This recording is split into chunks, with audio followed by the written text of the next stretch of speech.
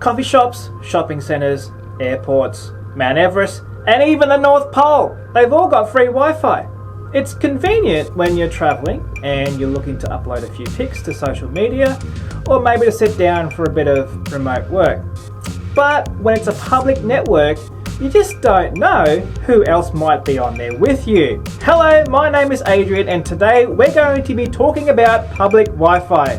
Now, in an ideal world, you don't even need public Wi-Fi, and instead you can just hotspot off your phone. But in the cases when that may not be possible or practical, well, what can you really do about it? And why is this even an important topic to talk about? You see, when you go into a public place and you use the Wi-Fi there, you're sending and receiving data that is unencrypted. Now, if that data is unencrypted, it means that it's not secure, and frankly, anybody could gain access to it and read it. Now, have a look at silly Adrian here. He's visiting his local coffee shop and jumps onto the free Wi-Fi, well, because it's free. Now, while he's waiting for his coffee, silly Adrian checks his emails, his social media, and he does some online banking. Sounds convenient, right? But what silly Adrian doesn't know is that just a few tables over, Darth Vader has arrived. Now, Darth Vader is strong with technology, but he has turned to the dark web and he uses his power for nefarious things. Darth Vader is also on the public Wi-Fi, but he has instead used it to capture silly Adrian's information from his online activity. Now, through seeing silly Adrian's emails, social media and bank account, Darth Vader has been able to hack in and transfer all of the money out of silly Adrian's bank account and into his own. Now, poor silly Adrian, the day is not going very well for him. Now, I know that's a little bit dramatic, but you get the idea.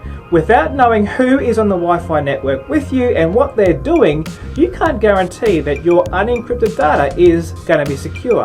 It's like leaving your door unlocked at home. Now, there are 3 simple ways to try and stay safe. Number 1, use a VPN, a virtual private network. That means the data that's traveling through that network is actually encrypted through a tunnel. So even if Darth Vader is able to collect the data, it's going to take a lot of time for him to decode that, and he will likely move on to something else. In fact, most VPNs bear an encryption that is so time consuming to break, it's not worth it.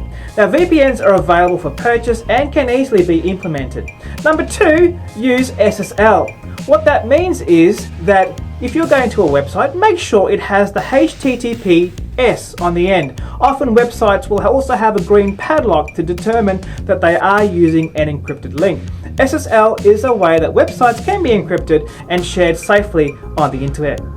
Number 3, limit your use. The less you use the public Wi-Fi systems, the less likely you are to have someone hack into your system. Now, turn off your AirDrop, your file sharing, and only use websites that are really necessary for you at the time. Frankly, enjoy your coffee instead of your phone. Now, let's revisit the coffee shop. And this time, we've got Clever Adrian walk in. Now, Clever Adrian knows that there is a public Wi-Fi, but makes sure that he uses his own VPN that's going to encrypt the data that's traveling to his device. Alternatively, Clever Adrian also knows that he can make sure he has HTTPS connections to the websites that he's visiting. That just makes sure that that data is also encrypted. But he's also going to limit his time on the public Wi-Fi because, as you can see, that coffee's pretty good. Now, we hope you use these tips to keep you safe the next time you use public Wi-Fi.